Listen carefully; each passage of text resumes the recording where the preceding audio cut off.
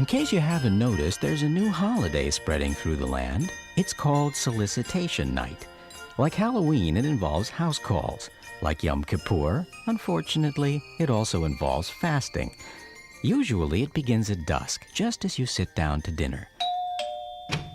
It's the night's first caller, a college-age student bearing the traditional implements of Solicitation Night: a clipboard, a petition, a ballpoint pen, and a small pile of checks already signed by your neighbors. With a radiant smile, she describes the nonprofit organization for which she's working.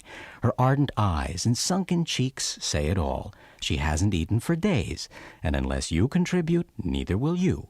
You make out your check and rejoin your rigatoni. An instant later, the phone rings. It's from someone named Estelle. Estelle is calling from some telemarketing office in the middle of nowhere.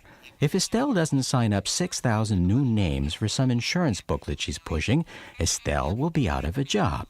You feel bad for Estelle and agree to let her send the booklet. Dinner at last. You lunge for your linguine. It's a high school student with crazy eyes.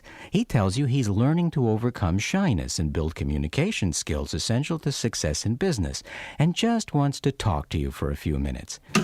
You slam the door and make a manic dash for the manicotti. Too late.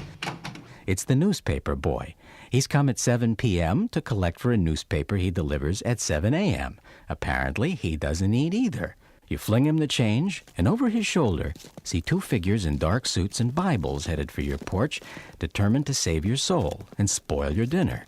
Suddenly, you understand why they always travel in pairs. When one of them faints from hunger, the other can carry on. Then it hits you. The Bible. Exodus. Of course. You rush out the back door and head for the garage. There's an old hot plate there and a few cans of Dinty Moore Irish stew. You can probably use the tire jack as an opener.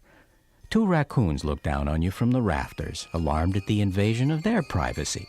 But they're used to outcasts and quietly settle back.